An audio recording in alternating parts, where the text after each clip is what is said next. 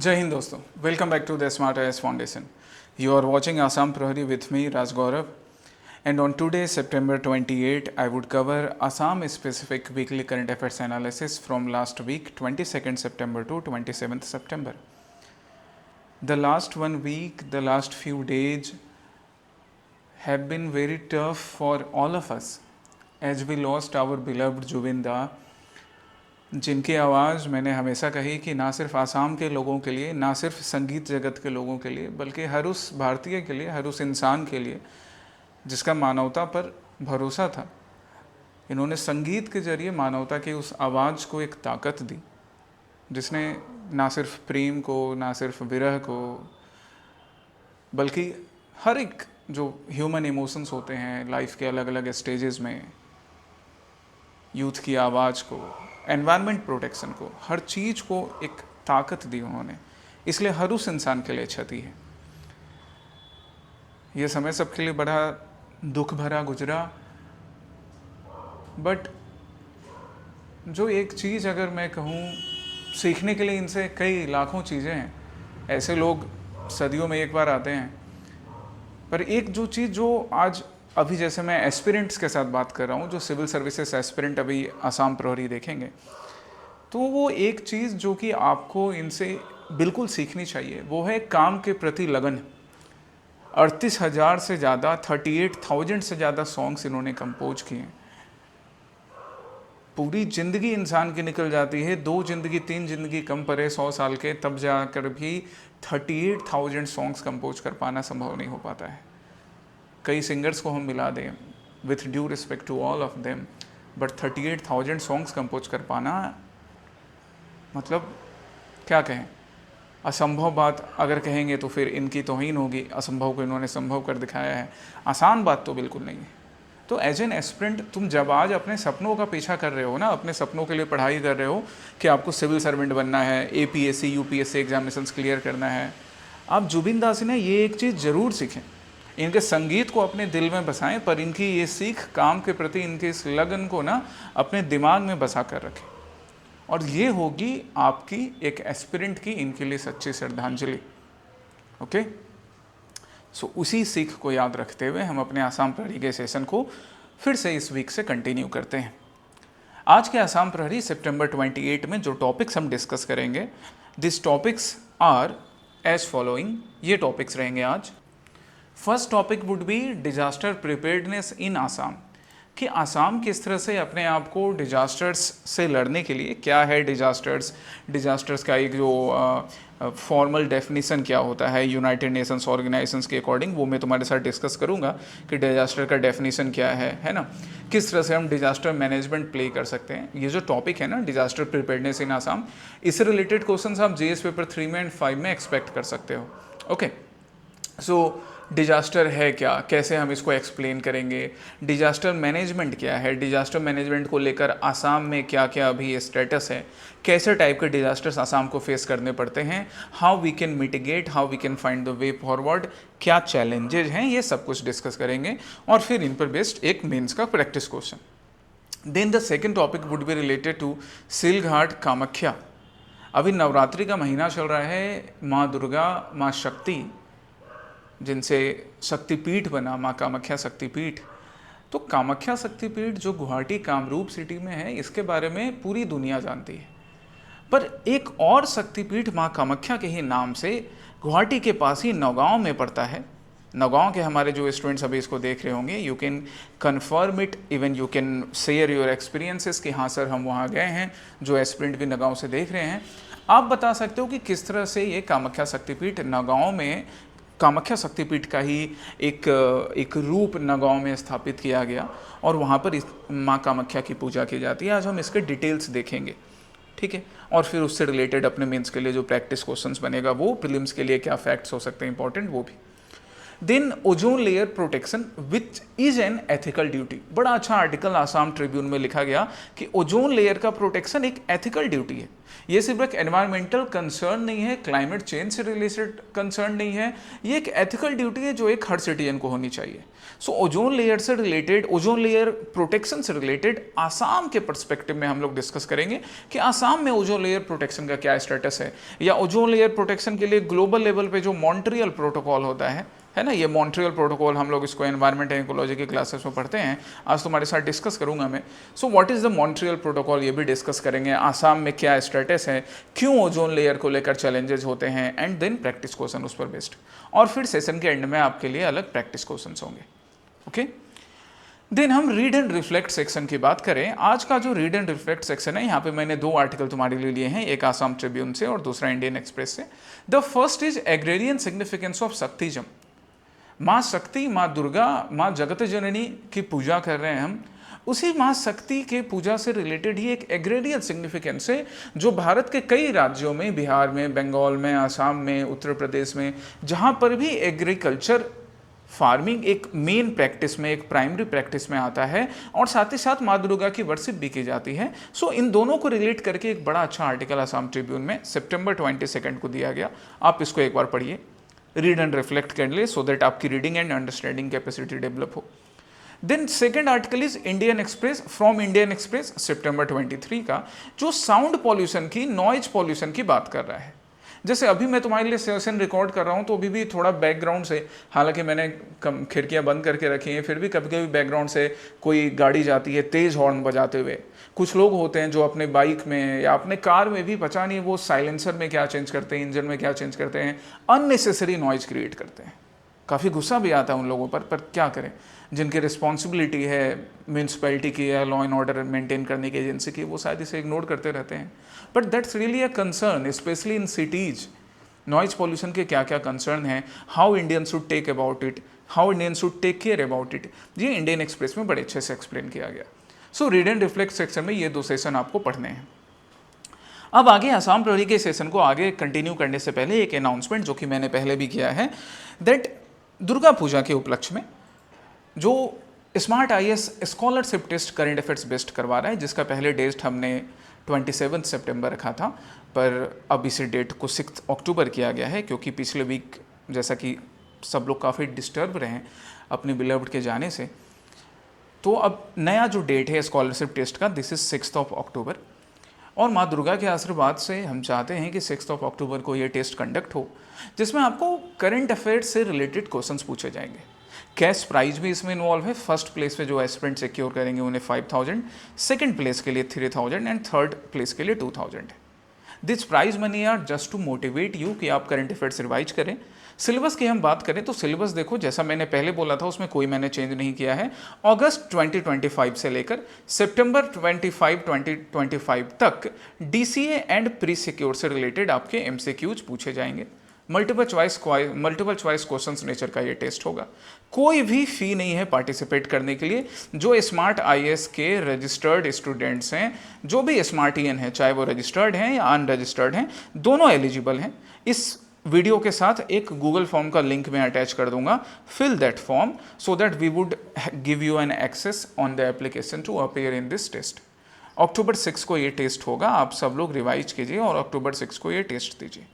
Okay, now come to the first topic. The first topic is related to disaster preparedness in Assam, जिसको हम GS paper 3 paper 5 में classify कर सकते हैं। सबसे पहले हम बात करते हैं कि डिजास्टर वर्ड क्या है। इंट्रोडक्शन। अच्छा, कल भी मैंने एक स्टूडेंट के आंसर कॉपी में देखा कि वो क्या करके रखा था, उसने कंक्लूजन ऐसे कीवर्ड भी आंसर में मेंशन किया था, इंट्रोडक्शन मेंशन करते हैं कई स्टूडेंट। नहीं किया करो बाबू ये सब, है ना। ये कीवर्ड एक्सप्लेन मेंशन करने की जरूरत नहीं है, ज़्यादा से ज़्यादा आप वे फॉरवर्ड मेंशन कर सकते हैं, ठीक है। कंक्लूजन वगैरह नहीं मेंशन करने की जरूरत होती है, इसलिए मैं इनको कट कर देता हूँ, ध्यान रखना।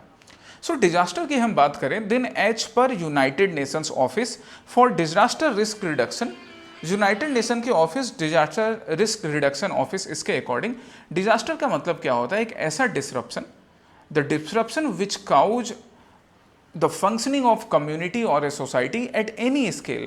कभी स्मॉल स्केल पर भी डिजास्टर होता है, कभी लार्ज स्केल पे भी डिजास्टर होता है ना। So disaster can be caused at any scale, small और लार्ज स्केल, किसी भी स्केल पर डिजास्टर हो सकता है। Just a minute. सो किसी भी लेवल पे, स्मॉल लेवल या फिर आपको लार्ज लेवल पे डिजास्टर्स हो सकते हैं। तो इस डिजास्टर से ये जो डिसरप्शन होता है, इसी डिसरप्शन को, चाहे वो ह्यूमन लाइफ में हो या मटेरियल लेवल पे हो, इकोनॉमिक लेवल पे हो, एनवायरमेंटल लॉस हो, इसको हम डिजास्टर कहते हैं। सो एक प्रॉपर डेफिनेशन यहाँ लिखा हुआ है, a serious disruption of the functioning of a community और a society at any scale due to hazardous events. अब ये किस वजह से होगा हैजार्डस इवेंट, ये मैं आगे एक्सप्लेन करूंगा, नेचुरल है या फिर ह्यूमन मेड है, right? Interacting with conditions of exposure, vulnerability and capacity leading to one and more of the following impacts. ये United Nations office for disaster risk reduction के अकॉर्डिंग ऑफिशियल एक definition है disaster का, आप इसको याद कर सकते हो, ध्यान रख सकते हो अपने जीएस पेपर 3 के लिए। अब उसी के अकॉर्डिंग जब हम डिजास्टर मैनेजमेंट की बात करेंगे तो डिजास्टर मैनेजमेंट क्या होगा, एक सिस्टमेटिक कोऑर्डिनेशन, जहाँ पे जो रिसोर्सेस हैं और जो रिस्पॉन्सिबिलिटीज़ हैं उसका एलोकेशन करना। जो रिसोर्सेस है, अब रिसोर्सेस चाहे वो इकोनॉमिक रिसोर्स हो या फिर बाकी स्ट्रेटजिक रिसोर्स हो, उसको एलोकेट करना, रिस्पॉन्सिबिलिटीज एलोकेट करना, ताकि डिजास्टर से होने वाले इम्पैक्ट को कम से कम किया जा सके। ये हो गया डिजास्टर मैनेजमेंट। ओके, नाउ अब हम क्लासिफिकेशन करते हैं डिजास्टर का, जैसा मैंने तुम्हें बताया। तो बेसिकली 2 पार्ट में करते हैं, on the basis of source के बेसिस पर 2 पार्ट में कर देंगे, और फिर 2 और पार्ट में करेंगे on the basis of duration. Okay, चलिए पूरा डिटेल में देखेंगे हम लोग इन सेशंस को, ताकि हमारा फायदा हो। On the basis of source की बात करें तो जो पहला है natural disaster, these are caused due to natural phenomenon like meteorological, geological और इवन बायोलॉजिकल ऑरिजिन। मतलब जो भी नेचुरल ऑरिजिन के वजह से जो डिजास्टर्स होते हैं ना, जैसे साइक्लोन्स हो गया, सुनामी है, अर्थक्वेक है, वोल्केनिक इरप्शंस है, इनको हम नेचुरल डिजास्टर्स में क्लासीफाई करेंगे। Even flood, landslides, forest fire भी नेचुरल में क्लासीफाई होते हैं, बट समटाइम्स इसमें ह्यूमन इंटरफेरेंस भी होता है। ठीक है, देन ह्यूमन मेड और एंथ्रोपोजेनिक डिजास्टर्स क्या, जहां पे ह्यूमन डायरेक्टली इन्वॉल्व होगा। अब टॉक्सिक गैस रिलीज कर दे या टॉक्सिक वेस्ट रिलीज करे, पॉल्यूशन के वजह से हो, है ना, वॉर टाइम में एटम बॉम्ब के एक्सपेरिमेंट की वजह से हो या किसी गैस के एक्सपेरिमेंट की वजह से, इसको हम एंथ्रोपोजेनिक या ह्यूमन मेड डिजास्टर्स बोलेंगे। सो इस तरह से 2 क्लासिफिकेशंस हो गए, राइट। अब हम देखते हैं on the basis of duration. चलिए, सो ड्यूरेशन के बेसिस पे अगर हम लोग डिजास्टर्स को क्लासीफाई करें तो ड्यूरेशन के बेसिस पर हम बेसिकली इसको स्लो ऑनसेट डिजास्टर और रैपिड ऑनसेट डिजास्टर में क्लासीफाई करेंगे।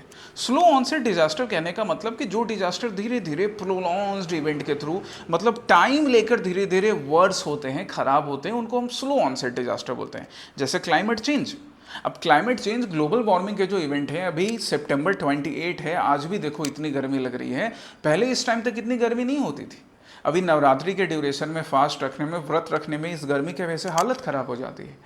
ये क्लाइमेट चेंज, ग्लोबल वार्मिंग की वजह से ये एक डिजास्टर है जो स्लो ऑनसेट है, धीरे धीरे असर दिखा रहा है।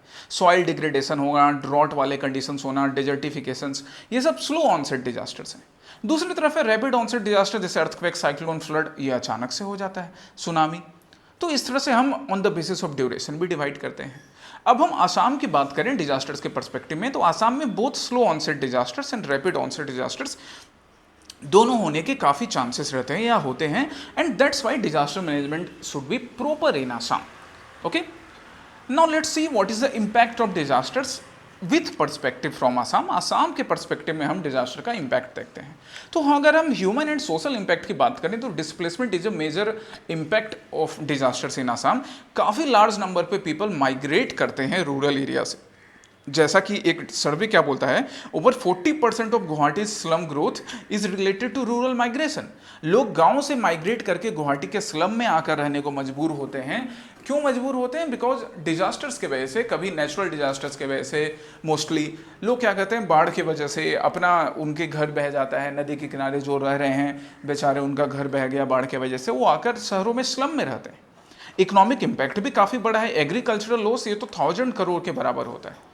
इवन आसाम की जो टी है, it is also having impact. Assam की टी पे लगभग 8% जो टी का एक्सपोर्ट है वो कम हो गया है। क्यों?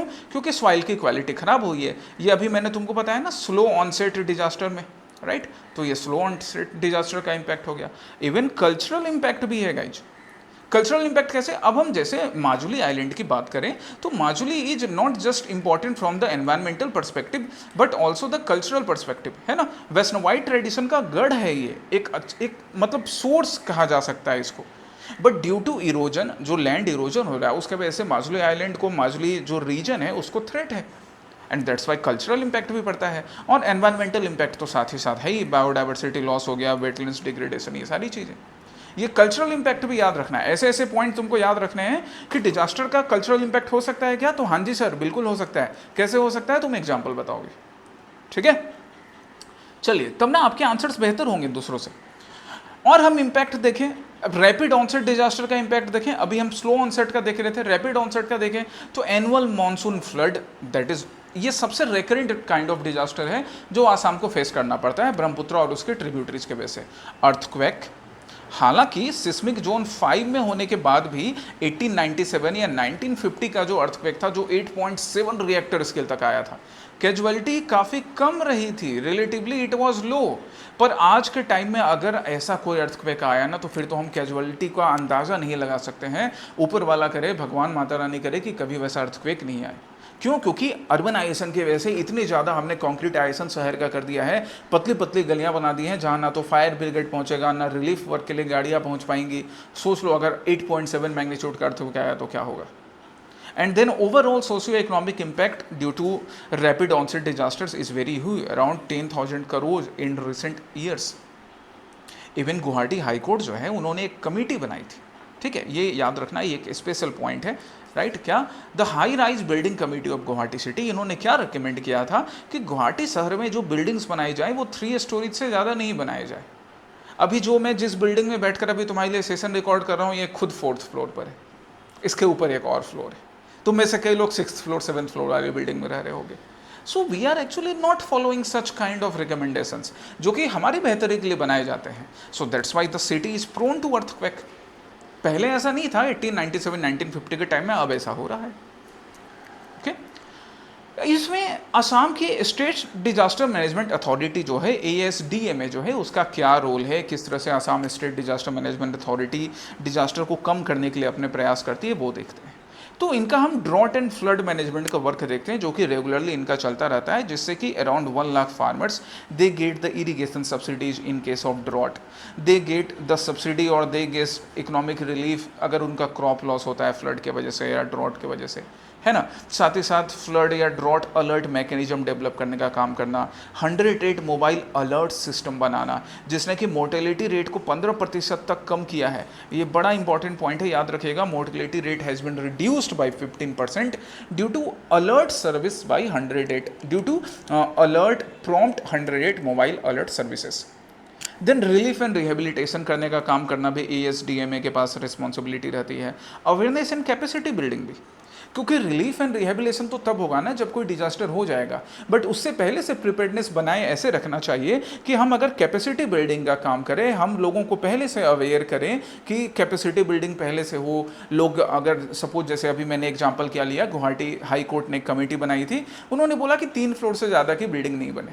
तो देखना चाहिए जो भी कंस्ट्रक्शन कर रहे हैं कि क्या 3 फ्लोर की बिल्डिंग में काम हो जाएगा, या अगर हम हाई राइज बिल्डिंग बना रहे हैं तो क्या हम सारे जो भी टेक्निकलिटीज होते हैं, एक सस्टेनेबल एक मजबूत इंफ्रास्ट्रक्चरल, क्या उसको फॉलो कर रहे हैं। तो ये सारी चीज़ें भी एक मतलब प्रीएम्प्टिव वर्क भी जरूरी है।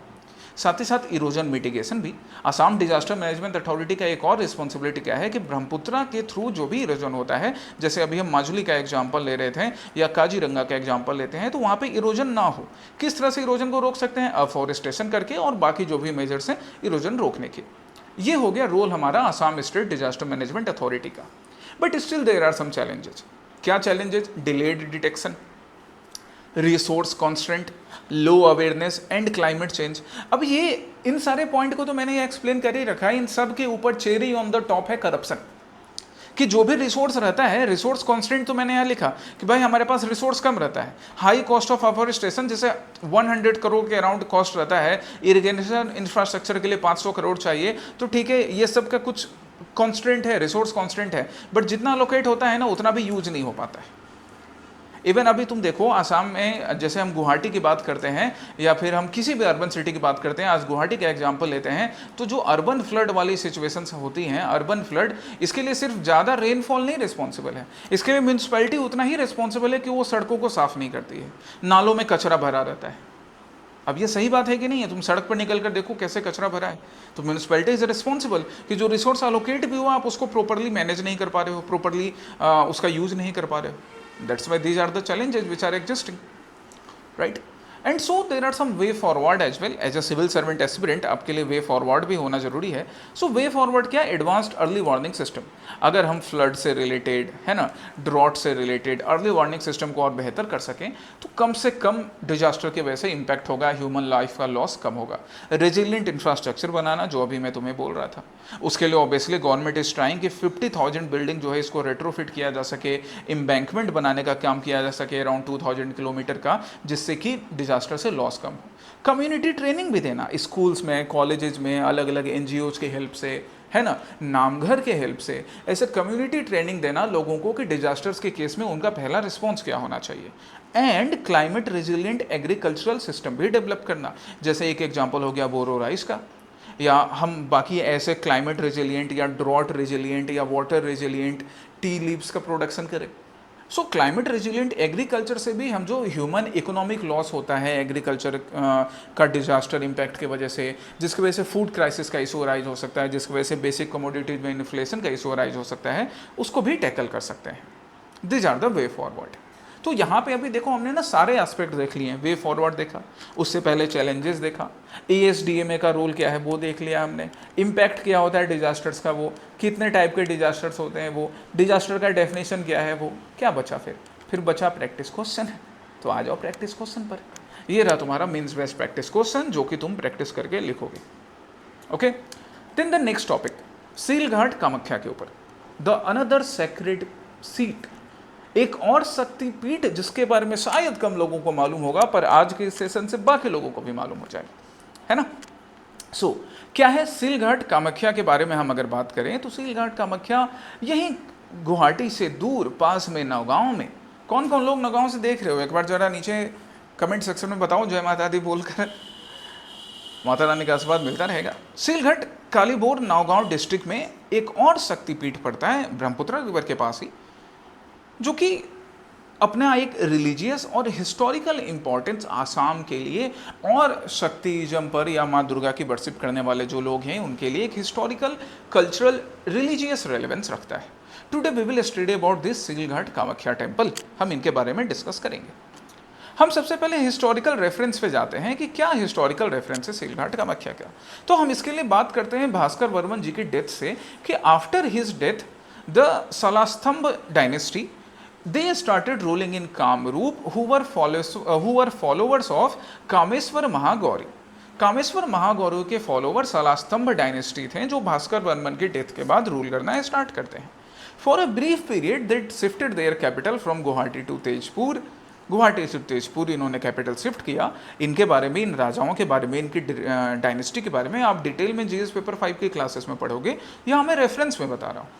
तो इन्होंने ब्रीफ पीरियड के लिए इन्होंने ब्रीफ पीरियड के लिए अपना कैपिटल गुवाहाटी से कहाँ ट्रांसफर किया, तेजपुर।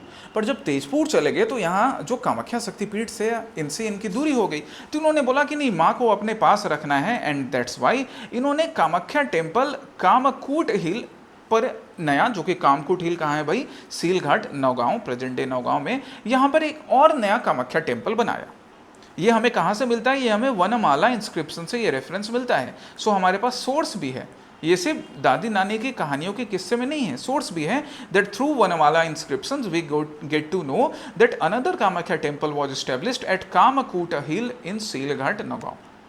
हालांकि आगे जाकर धीरे धीरे जब कैपिटल वापस गुवाहाटी आ गया तो ये जो टेम्पल था, ये टेम्पल धीरे धीरे रूइंस में कन्वर्ट होने लग गया था, और फिर उसका रिकंस्ट्रक्शन, फिर उसका रिजुविनेशन करने का काम 1745 में अहोम किंग प्रमत्त सिंघा जी करते हैं। इन्होंने कामाख्या टेम्पल, जो सीलघाट कामाख्या टेम्पल था, उसको फिर से बसाया। कहा जाता है इसके पीछे एक कहानी है कि इनको सपना आया था कि माँ दुर्गा के, माँ कामाख्या के आशीर्वाद से इनको पुत्र रत्न की प्राप्ति होगी, और इसलिए इन्होंने 15 ब्राह्मण फैमिली को इनवाइट किया। इवन उन्हें एक गांव भी डेडिकेट किया जिस गांव का नाम ही रखा कामाख्या गांव। और फिर इनके हेल्प से, इनकी मदद से प्रमात सिंघा जी ने कामाख्या टेम्पल का वापस से निर्माण करवाया। कहाँ पर? कामकूटा हिल, सील घाट, नौगांव में। इस तरह से दो अलग अलग रूलर्स के टाइम में, दो अलग अलग टाइम पीरियड के टाइम में कामाख्या शक्तिपीठ का सील घाट नौगांव वाले रीजन में स्थापना होता है।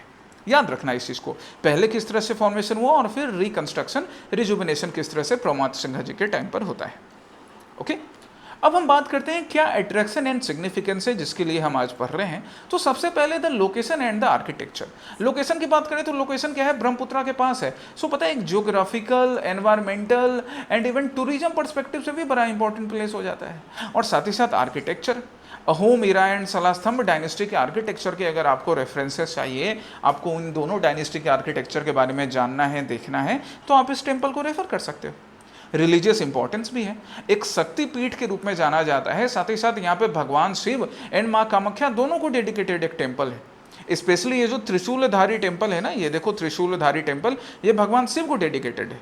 कहा जाता है कि भगवान शिव के जाकर जो यहाँ वर्शिप करते हैं तो ऑर्डरधानी महादेव सबकी वर्शिप, सबकी जो मनोकामना होती है उसको पूर्ण करते हैं। एंड कल्चरल रोल भी है। आसाम में जो भी शक्तिज़म से रिलेटेड, शक्ति की वर्शिप से रिलेटेड जो भी कभी सेक्रीफाइजल प्रैक्टिसेस होते थे या अभी भी कुछ सेक्रीफाइजल प्रैक्टिसेस फॉलो किए जाते हैं, इसके बारे में भी आपको हिस्टोरिकल रेफरेंस इस टेम्पल से मिलेगा। So that's why location wise, architecture wise, religious, cultural and त्रिशूलधारी टेम्पल मतलब एक इंपॉर्टेंट अनदर रिलीजियस प्लेस के रूप में इसका अपना एक सिग्निफिकेंस है।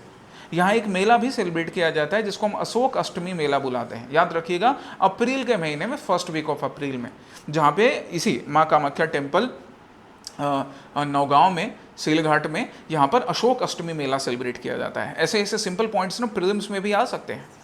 ओके, ठीक है। अब नाउ इस पर बेस्ड आपका प्रैक्टिस क्वेश्चंस 150 वर्ड्स के लिए, 150 वर्ड से ज़्यादा में ये प्रैक्टिस क्वेश्चन नहीं पूछा जाएगा। इस पर बेस्ड एक प्रैक्टिस क्वेश्चन है जो तुम प्रैक्टिस करके मुझसे या फिर बाकी अपने टीचर से इवेलुएट करवाओगे।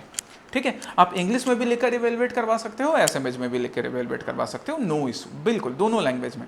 Language is just a medium to express, ये कभी भी बैरियर नहीं होता है, याद रखना।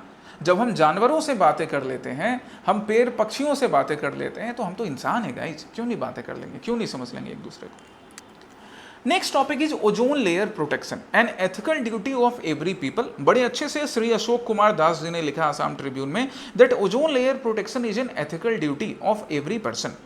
So let's see what is ozone layer protection, क्यों हम आज इसकी बात कर रहे हैं। तो अभी रिसेंटली ही सितंबर 16 को, आज हम सितंबर 28 में है ना, तो सितंबर 16 को क्या सेलिब्रेट किया गया? वर्ल्ड ओजोन डे, अर्थात international day for the preservation of ozone layer, जिसको हम पॉपुलरली क्या बुलाते हैं? वर्ल्ड ओजोन डे के नाम से। तो एक पहला चीज तो यहां से याद रखने लायक क्या हो गया कि September 16 is celebrated at world ozone day. क्यों भैया? क्योंकि इसी रोज मॉन्ट्रियल प्रोटोकॉल 1987 में अडॉप्ट किया गया था, ओजोन डे। ठीक है, मॉन्ट्रियल प्रोटोकॉल अडॉप्ट किया गया था, दैट्स वाई हम इसको सितंबर 16 को ओजोन डे के रूप में सेलिब्रेट करते हैं। नाउ अब क्वेश्चन उठता है कि क्यों ओजोन लेयर का प्रोटेक्शन जरूरी है? Because that ozone layer it protects us, it absorb actually the harmful UV ultraviolet radiations, जिससे ह्यूमन को, प्लांट को, एनिमल को, हर किसी को डैमेजिंग इफेक्ट हो सकता है, उससे हमें ओजोन लेयर बचाता है, तो हमें उसको बचाना चाहिए। अच्छा, इस साल जो सितंबर 16 2025 को जो वर्ल्ड ओजोन डे सेलिब्रेट किया गया, इसका अपना एक थीम है। क्या थीम है? From science to global action. याद रखिएगा, ये सारी चीजें प्रीलिम्स में बहुत इंपॉर्टेंट होती हैं। The theme of world ozone day 2025 is from science to global action. मतलब एक अपील किया जा रहा है कि सिर्फ साइंटिफिक कम्युनिटी नहीं, बल्कि पूरी ग्लोबल कम्युनिटी, हर कोई इंसान अगर अपनी रिस्पॉन्सिबिलिटी समझेगा तो ओजोन लेयर का बेहतर प्रोटेक्शन हो पाएगा। ओके, चलिए अब थोड़ा पहले मॉन्ट्रियल प्रोटोकॉल को डिस्कस कर लेते हैं, फिर हम आगे ओजोन पर जाएंगे। मॉन्ट्रियल प्रोटोकॉल की बात करें तो 1987 का मॉन्ट्रियल प्रोटोकॉल एक इंटरनेशनल ट्रीटी है। This international treaty is to protect the ozone layer. Ozone layer को प्रोटेक्ट करने के लिए कौन से सब्सटेंसेस है? Chemicals like CFC, HCFC, halons, इनसे प्रोटेक्ट करने के लिए एक इंटरनेशनल ट्रीटी बनाई गई, जिसका सिग्नेचर होता है 16 सितंबर 1987, इसलिए हम वर्ल्ड ओजोन डे मनाते हैं। ठीक है, and it came into force since 1 January 1989। This is one of the widespread adopted and implemented protocol. That's why United Nations के जो फॉर्मर सेक्रेटरी जनरल थे कोफी अन्नान साहब, इन्होंने बोला था perhaps the Montreal protocol is the single most successful international agreement to the date. ऐसे ऐसे references ना तुम ऐसे लिखने के लिए यूज कर सकते हो, या अपने जीएस के भी आंसर में, जैसे जीएस पेपर 3 में यहाँ पर भी यूज कर सकते हो। कोफी अन्नान साहब का दिया हुआ ये स्टेटमेंट कि ये one of the widely accepted and implemented international agreement है। अदरवाइज देश कहाँ ही एक साथ आ पाते हैं एग्रीमेंट को इम्प्लीमेंट करवाने में। रेटिफिकेशन की बात करें तो 198 members have ratified it, all the member of United Nations including हमारा प्यारा भारत, इंडिया भी। इसमें किगाली अमेंडमेंट बड़ा इंपॉर्टेंट है गाइज, ये याद रखिएगा। मॉन्ट्रियल प्रोटोकॉल में एक अमेंडमेंट किया गया 2016 में, किगाली अमेंडमेंट, जिससे ये डिसाइड किया गया कि while phasing down production and consumption of HFC हाइड्रोफ्लोरोकार्बन्स, कि CFC, HCFC, हेलोन्स, इनका तो हम प्रोडक्शन फेज डाउन कर ही रहे हैं, कम कर ही रहे हैं, साथ ही साथ हम HFC का भी करेंगे। अब HFC क्यों? क्योंकि HFC डायरेक्टली ओजोन लेयर को हार्म नहीं पहुंचाता है, बट HFC के वजह से क्या होता है ना, क्लाइमेट चेंज के काफ़ी नेगेटिव इम्पैक्ट पड़ते हैं। अब क्लाइमेट चेंज के जो नेगेटिव इम्पैक्ट पड़ेंगे, और HFC ultimately it contributes to the harm of to the threat of ozone layer, that's why Kigali amendment में HFC को भी इंक्लूड कर लिया गया। ठीक है, इसको ध्यान रखना। दैट्स वाई किगाली अमेंडमेंट के बाद से जो हमारा मॉन्ट्रियल प्रोटोकॉल है वो ना सिर्फ ओजोन के प्रोटेक्शन के लिए बल्कि क्लाइमेट ट्रीटी के रूप में भी याद रखा जाता है। एक यहाँ पे एक और फिगर है, ये फैक्ट है, आप ध्यान रखें, that India and some other developing nations like Pakistan, Iraq and some other oil economic like Saudi Arabia, Kuwait, they have decided to cut down their HFC by 85% of their values in 2024-26 by the year 2047। मतलब 2047 तक, 2047 तक भारत और ये जो Nations हैं जिनका मैंने नाम लिया, ये अपने 2024-26 में जितना ओजोन यूज करते हैं, जितना HFC यूज करते थे ना, उसका 85% तक कट डाउन कर लेंगे। सो ये किगाली अमेंडमेंट को इम्प्लीमेंट करने के लिए ये हमने टारगेट रखा है। All clear? दिक्कत हो तो बताना। अब हम असम की वल्नरेबिलिटी पर आते हैं कि ओजोन लेयर डिप्लीशन की वजह से असम में क्या वल्नरेबिलिटीज होंगी। तो पहला जो हम हेल्थ इंपैक्ट की बात करें असम में, तो वो है that Assam north east is facing one of the highest incidences of cancers. एक कंसर्निंग रिपोर्ट आया दैट असम, बाकी भी north east region specially Assam भी, नॉन मेलानोमा स्किन कैंसर जो है ना, उसमें काफ़ी ज़्यादा केसेस असम में और बाकी नॉर्थ ईस्टर्न स्टेट्स में मिल रहे हैं, both in terms of male and females, as per the study of ICMR, Indian Council of Medical Research के अकॉर्डिंग। सो ये रियली कंसर्निंग है कि अगर ओजोन लेयर डिप्लीशन की वजह से इतने ज़्यादा कैंसर के केसेस हो रहे हैं, तो सरकार को और हर इंसान को इस तरफ एक्ट तो करने की ज़रूरत है ही। इवन हमने टी गार्डन वर्कर्स को देखा कि they are having cataract in Jorhat and Dibrugarh region, 10% higher cataract cases in tea garden workers due to outdoor exposure। अब बेचारे हमारे टी गार्डन के जो वर्कर्स होते हैं, ये टी गार्डन में वर्क करने गए और वहाँ पे एक्सपोजर के वजह से, ओजोन लेयर डिप्लीशन के वजह से जो UV रेज आते हैं, इनको कैटरैक्ट डिजीज हो रही है। Even agricultural and biodiversity loss भी होता है। द UV रेज जिसको ओजोन लेयर प्रोटेक्ट करता है, उसके आने से 10 से 15% तक यील्ड टी और राइस का कम हो जाता है। काजीरंगा ग्रासलैंड को थ्रेट फेस हो रहा है। इवन दैट्स वाई एक अगेन फिगर है, और ये सारे फैक्ट्स एंड फिगर्स अपने मेंस के आंसर्स में मेंशन करने हैं, तुमको रेगुलर टाइम पे रिवाइज करके लिखते जाना है। कि तिनसुकिया ने क्या देखा, 8% less productivity in tea states due to UV stress, ultraviolet rays के स्ट्रेस के वजह से। And so the socio economic context as well, कि 70% ऑफ द रूरल पॉपुलेशन जो कि एग्रीकल्चर पर रिलाई करता है, दे यूज हाई इलेक्ट्रॉनिक यूज के वजह से ओजोन लेयर जो भी हमारे ओजोन डिप्लीटिंग सब्सटेंसेस हैं, जैसे CFC हो गया, HCFC हो गया, हेलोन्स हो गया, इनकी लीक के वजह से कई तरह के जो हार्मफुल इफेक्ट्स हैं हेल्थ को लेकर या फिर एग्रीकल्चरल प्रोडक्शन को लेकर, उनमें कंसर्न्स फेस कर रहे हैं, उसमें डिस्टर्बेंस फेस कर रहे हैं। ये आसाम की वल्नरेबिलिटीज हो गई। तो अब इस वल्नरेबिलिटी से डील करने के लिए क्या क्या इनिशिएटिव्स हो सकता है। मॉन्ट्रियल प्रोटोकॉल तो ग्लोबल लेवल पर हो गया, नेशनल लेवल पर मॉन्ट्रियल प्रोटोकॉल है। हम लोकल लेवल पर क्या इनिशिएटिव्स की बात करें, तो अवेयरनेस एंड एजुकेशन का काम। एंड दैट्स वाई ASTEC मतलब Assam science technology environment council ये क्या कर रहा है, वर्ल्ड ओजोन डे को इसने काफ़ी लार्ज लेवल पर स्कूल्स में, इको क्लब्स में सेलिब्रेट किया। 1000 से ज़्यादा स्कूल्स में 50,000 से ज़्यादा स्टूडेंट्स को ozone depletion substance safe practices के बारे में बताया गया कि देखो बाबू, इस तरह से ओजोन डिप्लीटिंग सब्सटेंसेस का यूज नहीं करना चाहिए या सेफ प्रैक्टिस अडॉप्ट करने चाहिए। पॉलिसी इंप्लीमेंटेशन करवाने का काम ओजोन सेल, जो कि ministry of environment, forest and climate change है, that is supporting the HCFC phase out and Assam is also supporting it.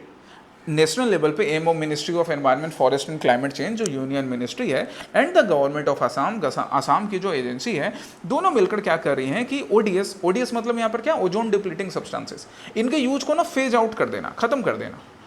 That's why workshop वगैरह भी ऑर्गेनाइज किए जाते हैं एंड कम्युनिटी इंगेजमेंट भी, क्योंकि जब तक कम्युनिटी इंगेजमेंट नहीं किया जाएगा देन सिर्फ साइंटिफिक कम्युनिटी या रिसर्च कम्युनिटी के एफर्ट से ये पॉसिबल नहीं हो पाएगा।